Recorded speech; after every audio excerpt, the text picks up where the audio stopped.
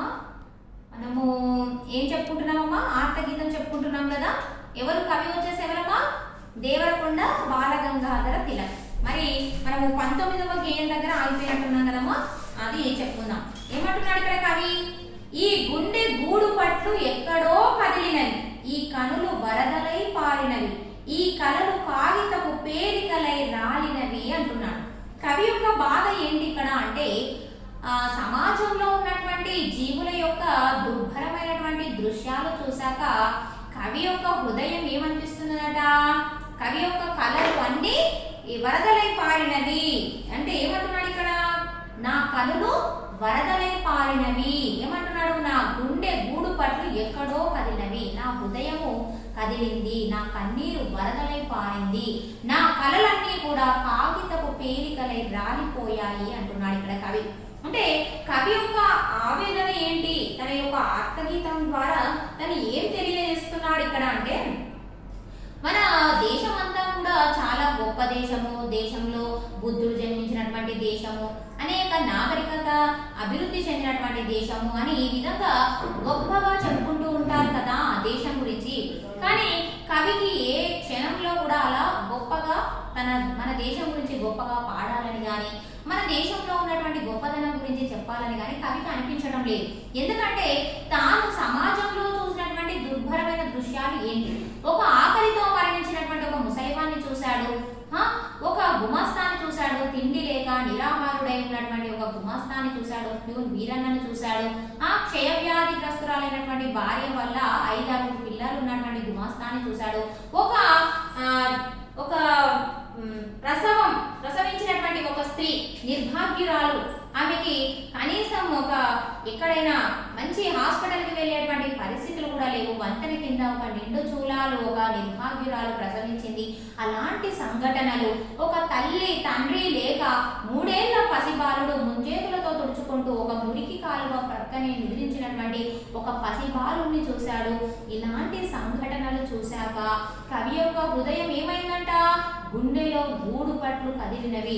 గుండెలో ఉండేటువంటి, హృదయంలో ఉండేటువంటి ఆ గదులన్నీ కూడా కదిలినవట. అంటే గుండెలో హృదయంలో కదులు ఉంటాయి కదమ్మా, అవన్నీ కూడా కదిలాయంట. ఆ బాధకి కన్నీరట వరదలై పారిందంట. సమాజంలో ఉన్నటువంటి దుర్భరమైనటువంటి దృశ్యాలను చూశాక కవి హృదయము ఆ విధంగా తల్లడిల్లిపోయింది, కన్నీరు వరదలాగా పారింది, నా కలలన్నీ కూడా కాగితపు ముక్కల్లా పేలికలైపోయాయి, రాలి పడ్డాయి అని చెప్తున్నాడు. కవి ఎంతో ఆశపడ్డాడు, మన దేశం చాలా బాగుండాలి, ఎంతో బాగుంది అన్నట్లుగా, బాగుంటుంది అని చాలా సంతోషపడ్డాడు. కానీ అలాంటి కలలు కన్నాడు, దేశ సౌభాగ్యం బాగుండాలి అని కలలు కన్నటువంటి కవి యొక్క కలలన్నీ కూడా ఏమైపోయాట? కాగితపు ముక్కల్లా రాలిపోయాయట. ఆ కలలన్నీ కూడా పటాపంచలైపోయాయట. కాగిత ముక్కలు ఇసిరేస్తే ఏమైపోతాయి? రాలి పడిపోతాయి. అలాగా తన కలలన్నీ కూడా రాలిపోయాయి అని తను చాలా ఆవేదన వ్యక్తం చేస్తున్నాడు. ఇక్కడ చూడండి, దేవరకొండ బాలగంగాధర తిలక్ గారి యొక్క మానసికంగా ఎంత ఆవేదన పడుతున్నారో ప్రజల గురించి.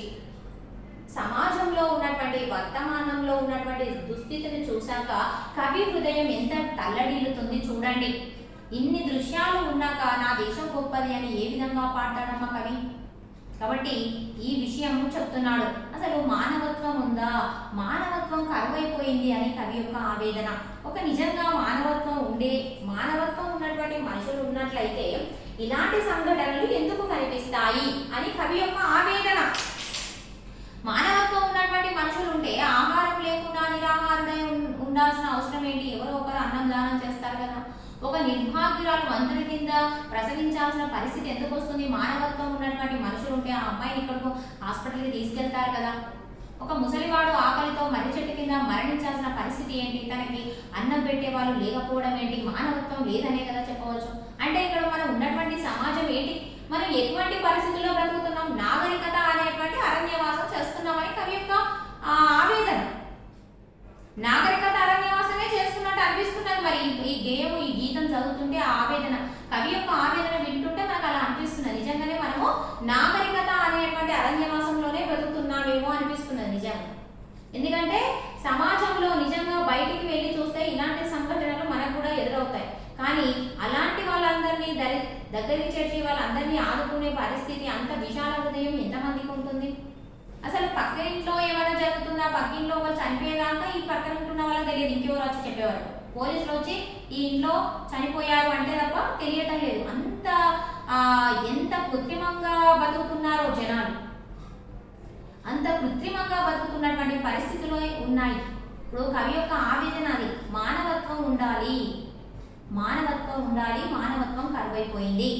కాబట్టి ఇక్కడ ఏమంటున్నాడు, నా కళలన్నీ కూడా, దేశం కోసం తన కన్న కళలన్నీ కూడా కాగితపు ముక్కల్లా రాలిపోయాయట, తన కళలన్నీ కూడా పటాపంచలైపోయాయని కవి బాధపడుతున్నాడు. అందుకే ఏమంటున్నాడు, ఈ ఆర్తి ఏ సౌధాంతరాలకు పయనింపగలదు, ఏ రాజకీయవేత్త గుండెలను స్పృశించగలదు, ఏ భోగవంతుని విచలింప చేయగలదు, ఏ భగవంతునికి నివేదించుకొనగలదు అంటున్నాడు. నేను పడుతున్నటువంటి ఈ బాధ, ఈ ఆర్తి మరి ఎవరికి వెళ్తుంది? ఏ భోగవంతుని దగ్గరికి వెళ్తుంది? ఎవరి దగ్గరికి వెళ్తుంది? ఎవరి మనస్సును కదిలిస్తుంది? ఇప్పుడు మేడల్లో మంచిగా ఎంజాయ్గా ఉంటున్నారు, మేడల్లో కులుకుతున్నటువంటి వాళ్ళ దగ్గరికి ఈ ఆవేదన చేరుతుందా? డబ్బుల్లో ఉండి హాయిగా బతుకున్న వాళ్ళకు చేరుతుందా? ఒక రాజకీయవేత్త గుండెలను తాకగలదా ఈ ఆవేదన? వాళ్ళ దగ్గరికి వెళ్ళి నివేదించుకోగలమా? అసలు భగవంతుడి దగ్గరికి వెళ్తుందా ఈ బాధ? భగవంతుడైనా వింటాడా ఈ బాధ అని చెప్పేసి ఇక్కడ కవి యొక్క ఆవేదన. ఈ బాధ, ఈ ఆర్తి అనేది ఎక్కడికి వెళ్తుంది? ఏ మేడల్లో ఉండే వారి దగ్గరికి వెళ్తుందా? ఈ సౌధాంతరాలకు పయనించగలదా? ఒక రాజకీయవేత్త యొక్క గుండెను స్పృశించగలదా, తాకగలదా? భోగవంతుని యొక్క మనస్సును చెలింప చేయగలదా? అంటే భోగాల్లో అంటే డబ్బులో ఆనందంగా ఉంటున్నాయో వాడి యొక్క మనస్సు దగ్గరికి వేరి చేరగలదా, అంటే అనిపించగలదా? ఇంత బాధపడుతున్నారు, వీళ్ళకు సహాయం చేయాలి అనేటువంటి ఆలోచన వాళ్ళకి కలిగించగలదా ఈ బాధ? భగవంతునికైనా తెలియజేయగలమా ఈ బాధ అని చెప్పేసి కవి యొక్క ఆవేదన. ఎవరికి నివేదించుకోవాలి? చివరికి ఆ భగవంతునికైనా నివేదించుకోగలమా అని చెప్పేసి కవి ఆవేదన వ్యక్తం చేస్తున్నాడు. ఇదమ్మా మనకి ఆర్తగీతం. మరి సందర్భ సహిత వాక్యాలు ఉన్నాయి, చూడండి. సందర్భ సహిత వాక్యాలు, ఈ విపంచికకు శృతి కలపలేను. ఏమనిపిస్తున్నది? ఈ వీణాకారానికి నేను శృతి కలపను అని ఈ వాక్యం యొక్క అర్థం. ఈ వాక్యంకి కవి పరిచయం రాస్తాము. ఇది దేవరకొండ బాలగంగాధర తిలక్ గారు రచించినటువంటి అమృతం పూసిన రాత్రి అనే కవితా సంకలనం నుండి తీసుకోబడిన ఆర్తగీతం అనేటువంటి పాఠ్యాంశంలోనిది అని రాస్తాం. తర్వాత సందర్భం ఏంటి? కవి సమాజంలో ఉన్నటువంటి దుర్భరమైన దృశ్యాలను చూస్తూ మాట్లాడుతున్నటువంటి సందర్భంలోనిది. అంటే నా దేశం గురించి నా దేశంలో గొప్ప గొప్ప వాళ్ళు ఉన్నారు, గొప్ప గొప్ప చరిత్రలు, మన దేశ నాగరికత గొప్పది అని చెప్పుతూ ఉంటున్నాం కదా. అలాంటి మీరు పాడేటువంటి పాటలకు, మీరు చెప్పేటువంటి మాటలకు నేను మిమ్మల్ని ఏకీభవించను, మీరు పాడే వీణాగానానికి నేను శృతి కల్పను అని ఇది తాత్పర్యం. తర్వాత సందర్భ సహిత వాక్యం చూద్దామమ్మా. నా ఎడద మ్రోడైన ఒక దుస్థితి. మరి కవి గారి హృదయం అట ఎండిన చెట్టులాగా అయిపోయిందట. మరి ఎందుకు అలా అయిపోయింది? నా ఎడద మ్రోడైన ఒక దుస్థితి అని అంటే ఇక్కడ కవి ఏం చెప్తున్నాడు? కవి పరిచయం అన్నిటికీ సేమ్ రాస్తాం కదమ్మా. సందర్భం ఏంటి? సమాజంలో అన్నిటికీ రాయొచ్చు సందర్భం మాట్లాడేది. అంటే సమాజంలో చూస్తున్నటువంటి దీనుల కష్టాలు చూసి కవి మాట్లాడుతున్న సందర్భంలోనిది. ఇది ఏ సందర్భ సహిత వాక్యమైనా రాయొచ్చు, ఎందుకంటే మ్యాచ్ అవుతుంది కాబట్టి ఏం రాయాలి? కవి సమాజంలో ఉన్నటువంటి దీనుల కష్టాలు చూసి మాట్లాడుతున్నటువంటి సందర్భంలోనిది. తాత్పర్యం ఏంటి? కవికి ఏమనిపిస్తున్నది? విధి అంతా కూడా ఏందో చీకట్లు మూసినటువంటి ఒక గుడ్లగూబ కూత వలె అనిపిస్తుందట. తన హృదయం అంతా కూడా ఒక ఎండిన చెట్టులాగా అయిపోయిందట. ఎప్పుడో సమాజంలో ఉండేటువంటి దుర్భరమైన దృశ్యాలు చూసాక, దీనులు పడేటువంటి కష్టాలు చూసాక తన హృదయము ఒక ఎండిన చెట్టులాగా మారిపోయిందని తాత్పర్యము. తర్వాత మూడవ సందర్భ సహిత వాక్యం చూద్దాం. నేను కన్నీరుగా కరిగిన గీతికను, అంతరాంతర దగ్ధమైన బూడిదను. అంటే కవి ఏమంటున్నాడు? నేను కన్నీరుగా కరిగిన గీతికను అంటే నేను కన్నీటి పాటలు రాస్తున్నాను, నేను కన్నీరు పాటలు రాస్తున్నాను. సమాజంలో ఉన్నటువంటి దుర్భరమైన దృశ్యాలు చూశాక తనకు లోపలనే అంతరంగానే అలా బాధ కలుగుతుంది అని చెప్పేసి అంతరాలలోనే నేను ఈ విధంగా బాధపడుతున్నాను అని తన ఆవేదనను వ్యక్తం చేస్తున్నాడు. తర్వాత చూడమ్మా, విధి ఇన్ని కత్తులను దూసినదేమి. అంటే ఆ రోజు కవిగారికి ఒక విషాదమైనటువంటి రోజు. చెప్తాడు కదా, ఈ రోజు నాకు ఒక విషాద స్మృతి అని అంటాడు. అంటే ఏంటి? ఆయనకు ఎందుకు బాధ కలిగిందట?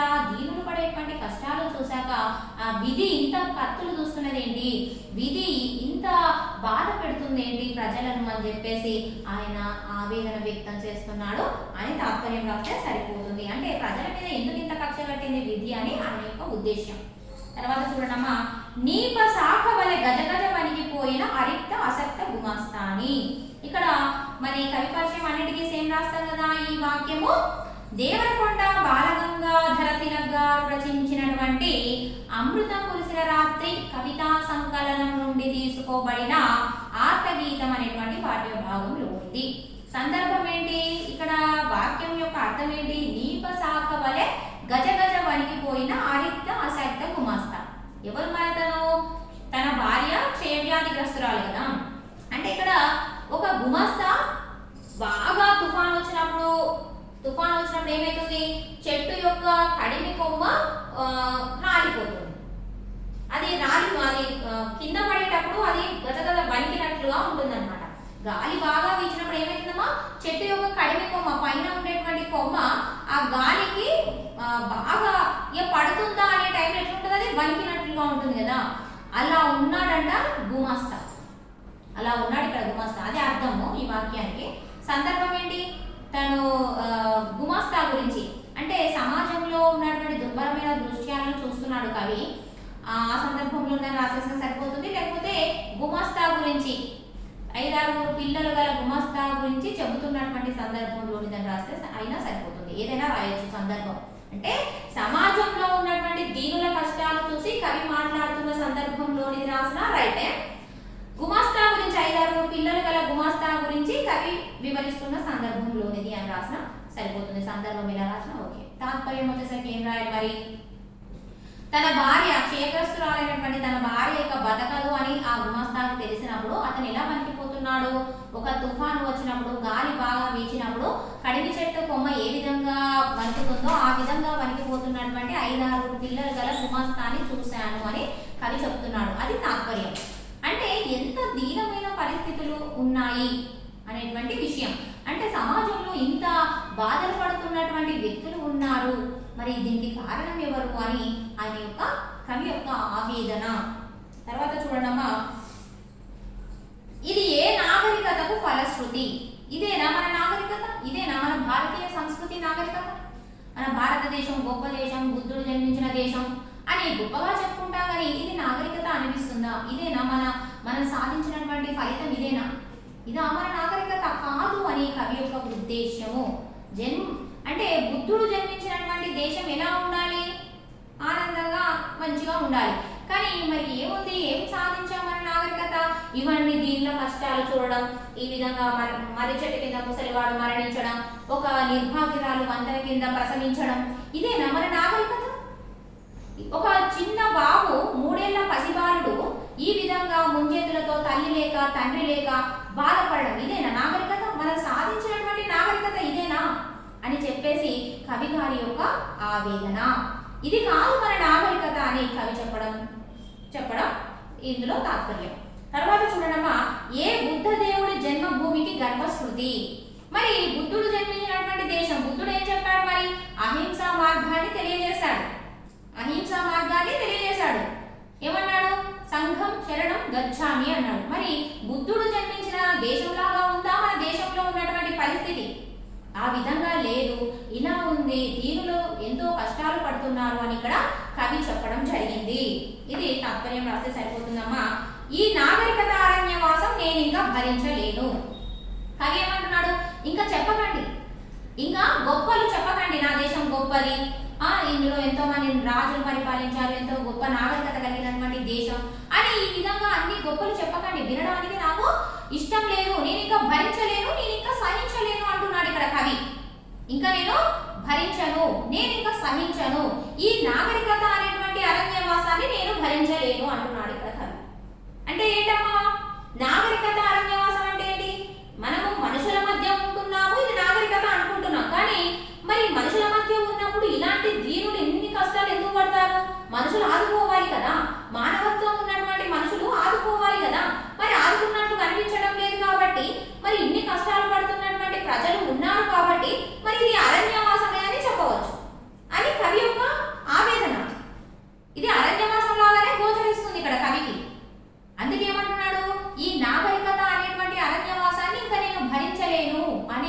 కవి ఇక్కడ తన ఆవేదనను వ్యక్తం చేస్తున్నాడు. తర్వాత చూడండి, నేను నిగర్వినైనాను, ఈ సిగ్గులేని ముఖాన్ని నేను చూపించలేను, నాకు గర్వం మొత్తం తొలగిపోయింది. నిగర్వినైనానంటే నాకు గర్వం మొత్తం తొలగిపోయింది, నేను సిగ్గుతో ముఖాన్ని చూపెట్టుకోలేకపోతున్నాను అంటున్నాడు. అంటే ఏంటి, కవి ఏం చూశాడు ఇక్కడ, సమాజంలో ఉన్నటువంటి దుర్భరమైన దృశ్యాలు, దీనుల కష్టాలు చూశాక కవి మాట్లాడుతున్నటువంటి సందర్భంలోనిది రాస్తాం. తాత్పర్యం ఏంటి, ఒక్క నిరుపేద కూడా ఉండద్దు అంటున్నాడు ఇక్కడ కవి. ఒక్క నిరుపేద ఉన్నంత వరకు, అంటే ఒక నిరుపేద కూడా ఉండవద్దు అని ఇక్కడ ఉద్దేశం.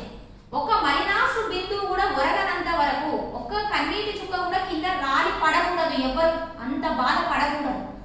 ఒక ఎండిపోయిన రొమ్ము దగ్గర పాలు రాక పాప ఏడవకూడదు, అలాంటి సంఘటన కనబడకూడదు ఇక్కడ కవికి. ఎందుకు మరి పాలు రావటం లేదా తల్లికి, తిండి లేదు కాబట్టి.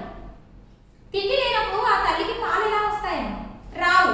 ఆ తిండి లేక పాలు రానటువంటి ఆ తల్లి దగ్గర ఆ పాలు రాక ఎండిపోయిన ఆ పరిస్థితిలో ఆ పాప ఏడుస్తున్నప్పుడు ఆ సంఘటన ఎంత బాధాకరమైనటువంటి విషయం. బాలగంగాధర్ తిలక్ గారిని ఎంత బాధ పెట్టింది ఈ విషయం. ఒక పాలు లేక బాధపడుతున్న పసిపాప ఏడుస్తూ ఉంటే అటువంటి సంఘటనలు ఆయన కనిపించకూడదంట, ఆయన కంటికి అటువంటి సంఘటనలు కనిపించకూడదు. ఒక తల్లి కనీసం తన బాధని ఈ బాధలన్నీ తట్టుకోలేక ఏడుద్దామంటే స్వరం కూడా రావటం లేదు.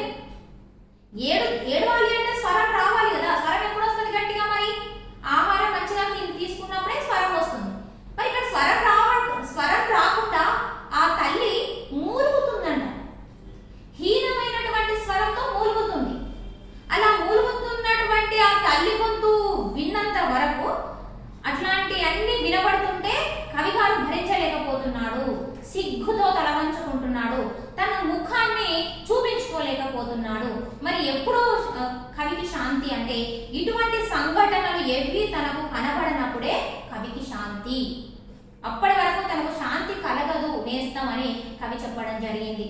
అంటే ఇలాంటి సంఘటనలు, ఇలాంటి బ్రతుకులు, దుర్భరమైన దృశ్యాలు తన కంటికి కనిపించినప్పుడే తనకు శాంతి, అప్పటి వరకు తనకు శాంతి లేదు. కాబట్టి ఇప్పుడు ఇలాంటి దృశ్యాలు చూశాను కాబట్టి సిగ్గులేనటువంటి ముఖాన్ని నేను ఎవరికి చూపించలేను అని కవి బాధపడుతున్నాడు. నాకు గర్వం లేదు, ఇలాంటి దేశంలో పుట్టినందుకు నాకు గర్వం లేదు, నేను నిగర్వినైనాను, నాకు గర్వం మొత్తం తొలగిపోయింది, నేను నిగర్విగా ఉన్నాను, సిగ్గులేని ఈ ముఖాన్ని నేను చూపించలేను అని బాధపడుతున్నాడు.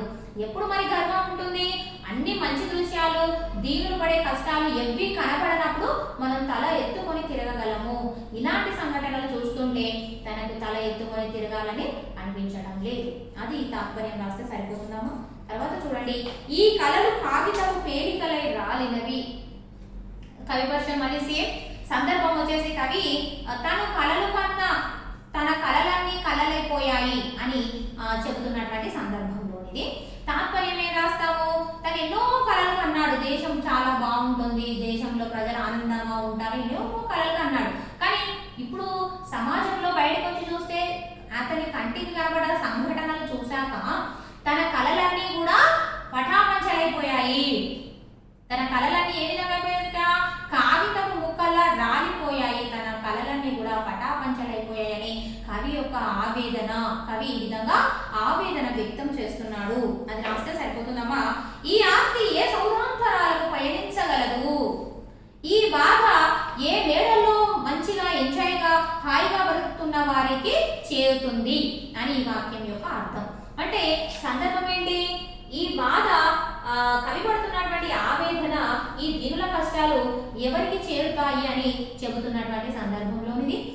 తాత్పర్యం ఏం రాస్తాము, సమాజంలో ఉన్నటువంటి దీనుల కష్టాలు, దుర్భరమైన దృశ్యాలు చూశాక కవి అంటున్నాడు, ఈ బాధ, ఈ దీనులు పడేటువంటి కష్టాలు ఏ సౌధాంతరాలకు పయనించగలదు, ఏ డబ్బు మేడలో ఉన్నటువంటి వాళ్లకు తెలుస్తుంది, ఏ భోగవంతుని చెలింపచేయగలదు, మేడల్లో కొలుగుతున్నటువంటి ఆ జనాలకు ఈ బాధ అర్థమవుతుందా, వాళ్ళను చెలింపజేస్తుందా, ఈ బాధ చెలించగలదా వాళ్ళ మనసు అని కవి యొక్క ఆవేదన. చివరికి ఈ బాధను ఆ భగవంతునికైనా నివేదించుకోగలమా అని చెప్పేసి కవి బాధపడుతున్నాడు అని ఇది తాత్పర్యం రాస్తే సరిపోతుందమ్మా. ఇది మనకు ఆర్తగీతం పూర్తయిందమ్మా. మరి తర్వాత ఉన్నటువంటి పాఠ్యాంశం ఏంటి మనకు, దేవరకొండ దుర్గము. తర్వాత లెసన్ ఏంటమ్మా? దేవరకొండ దుర్గము.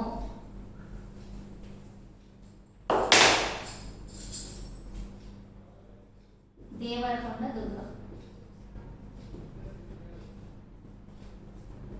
దేవరకొండ దుర్గం అనేటువంటి పాఠ్యాంశం అమ్మ.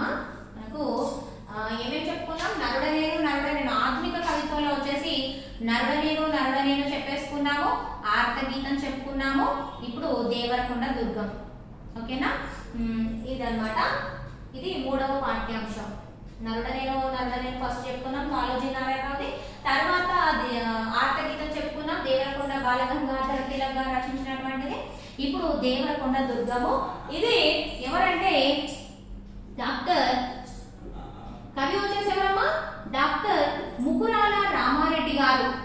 డాక్టర్ ముకురాల రామారెడ్డి. డాక్టర్ ముకురాల రామారెడ్డి.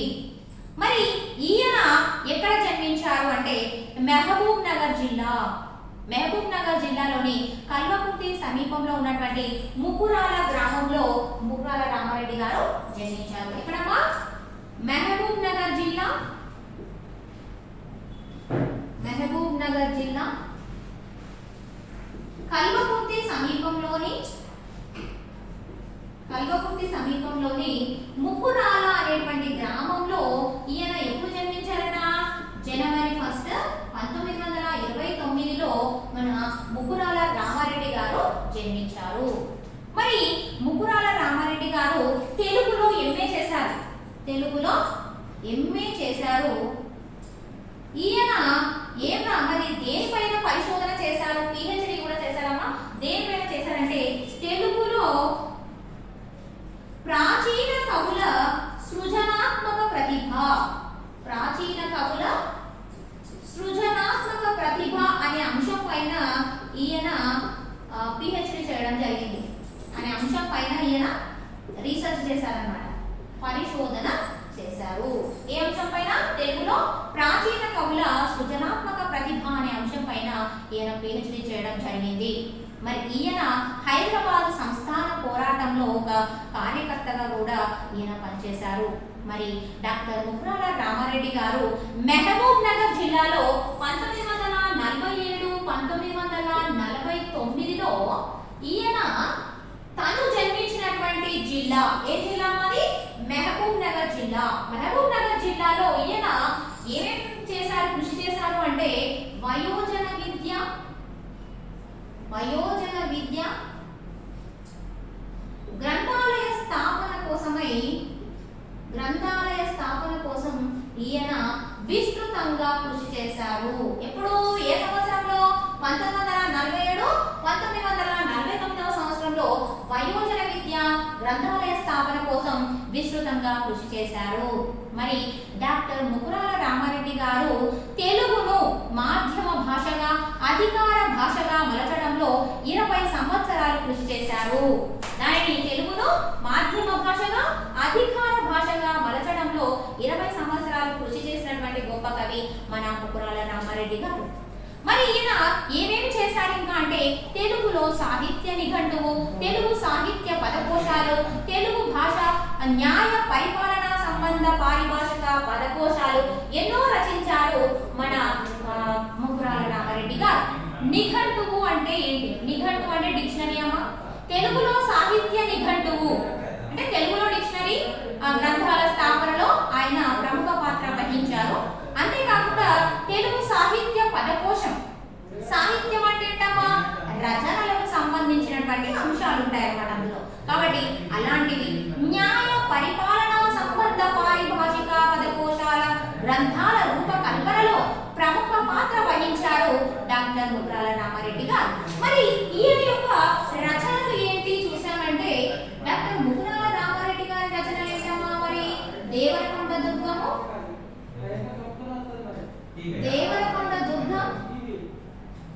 మేఘదూతం,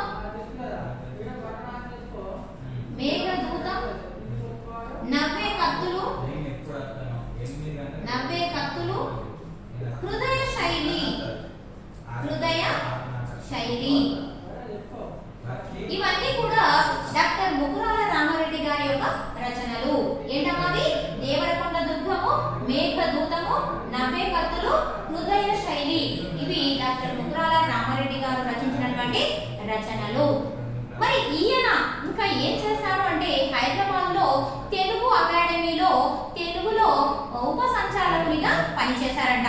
హైదరాబాద్లో తెలుగు అకాడమీలో ఉప సంచాలకునిగా పనిచేశారట. ఇంకా ఈయన ఏం చేశారంటే డాక్టర్ ముకురాల రామారెడ్డి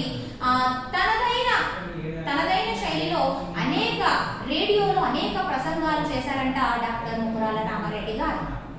మరి ఈయన ఏమేమి భాషలు అధ్యయనం చేశారంటే తెలుగు, సంస్కృతం, ఉర్దూ, హిందీ, ఇంగ్లీష్ ఈ భాషల అధ్యయనము ఆయన రచనలకు బాగా వన్నె తెచ్చిపెట్టింది.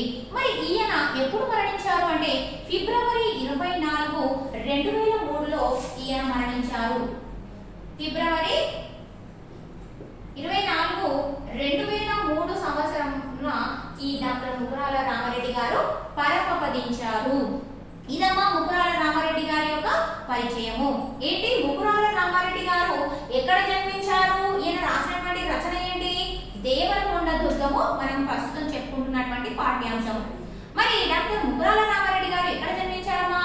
మహబూబ్ నగర్ జిల్లాలోని కల్వకుర్తి సమీపంలోని ముకురాల అనే గ్రామంలో జన్మించడం జరిగింది. ఈయన హైదరాబాద్ సంస్థాన ప్రజా పోరాటంలో ఒక కార్యకర్త అని చెప్పవచ్చు. ఈయన మహబూబ్ నగర్ జిల్లాలో వయోజన విద్య కోసం, గ్రంథాలయ స్థాపన కోసం విస్తృతంగా కృషి చేసినటువంటి ఒక గొప్ప కవి అని చెప్పవచ్చు. ఈయన అనేక రచనలు చేశారు. ఏంటమ్మా రచనలు? దేవరకొండ దుర్గము, మేఘదూతము, 90 కత్తులు, హృదయశైలి ఇలాంటి రచనలు మాత్రమే కాకుండా తెలుగులో సాహిత్య నిఘంటువును, తెలుగు సాహిత్య పదకోశాలను అంటే డిక్షనరీ. నిఘంటువు అంటే ఏంటమ్మా? డిక్షనరీ. అలాంటి తెలుగు సాహిత్య నిఘంటువులను, తెలుగు సాహిత్య పదకోశాలను, పారిభాషిక న్యాయ పరిపాలన సంబంధ పారిభాషిక పదకోశాలను ఎన్నింటిలో కూడా గ్రంథాల రూపకల్పనలో ప్రముఖ పాత్ర వహించినటువంటి కవి డాక్టర్ ముకురాల రామారెడ్డి గారు. ఈయన తనదైన శైలిలో అనేక రేడియో ప్రసంగాలు కూడా ఇచ్చారు. అంటే రేడియోలో ప్రసంగాలు కూడా ఇచ్చారంట. అంతేకాకుండా హైదరాబాద్ లో తెలుగు అకాడమీలో ఉప సంచాలకునిగా కూడా పనిచేయడం జరిగింది. ఈయన అనేక భాషలు అధ్యయనం చేశారు. అది తెలుగు, సంస్కృతం, ఉర్దూ, హిందీ, ఇంగ్లీష్ ఇలాంటి భాషల అధ్యయనం వల్ల అవన్నీ కూడా ఆయన రచనలకు వన్నె తెచ్చి పెట్టారని చెప్పుకున్నాము.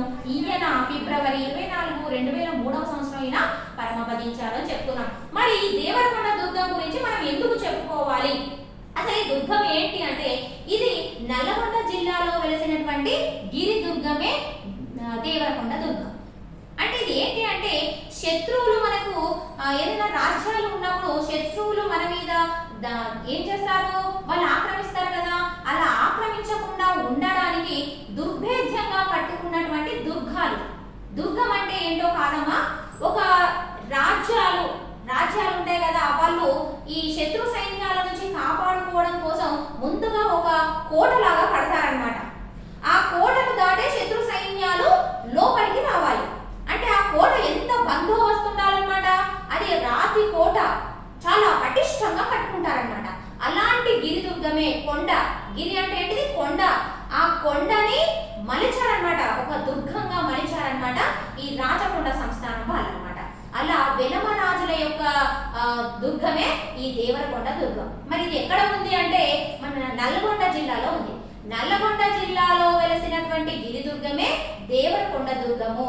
మరి దీనిని వెలమ రాజులు 2 శతాబ్దాల పాటు వాళ్ళు దీన్ని స్థావరంగా చేసుకొని వాళ్ళు ఆ రాజ్యాన్ని ఏలారంట. ఎవరు వాళ్ళు? వెలమ నాయకులు. మరి అలాంటి వెలమ నాయకుల యొక్క ప్రతాప శౌర్యాలను, వారి యొక్క గొప్పతనాన్ని, ఈ దేవరకొండ దుర్గం యొక్క చారిత్రక వైభవాన్ని మనము ఈ పాఠ్యాంశంలో తెలుసుకుంటామన్నమాట. మరి ఈ దేవరకొండ దుర్గాన్ని ఎవరు నిర్మించారు మరి అంటే అప్పట్లో వాళ్ళు ఎవరు? అనపోత నాయకుడు, మాధవ నాయకుడు అనే వాళ్ళు ఉండేవాళ్ళమ్మా. వాళ్ళు ఎవరంటే మరి ఈ అనపోత నాయకుడు, మాధవ నాయకుడు ఎవరు అంటే కాకతీయులు రాజ్యం, కాకతీయులు ఓరుగల్లును పరిపాలించిన తర్వాత వచ్చినటువంటి వాళ్ళు ఎవరంటే సింగమ నాయకుడు. ఈ సింగమ నాయకుడి యొక్క కుమారుడు ఈ అనపోత నాయకుడు, మాధవ నాయకుడు. వీళ్ళు ఏం చేశారు? రాచకొండను దేవరకొండ దుర్గం ఈ రెండింటిని స్థాపించి వాటిని శత్రువులకు దుర్భేద్యంగా స్థాపించి వాళ్ళు రాజ్యాన్ని ఏలారు 2 శతాబ్దాల పాటు. వీళ్ళు వెలమ నాయకులు అన్నమాట. సరే, టైం అయిపోయిందమ్మా. రేపు మనం కంటిన్యూ ఈ పాఠ్యాంశం గురించి రేపటి క్లాస్లో పూర్తి చేసుకుందాం. ఓకేనమ్మా? Thank you.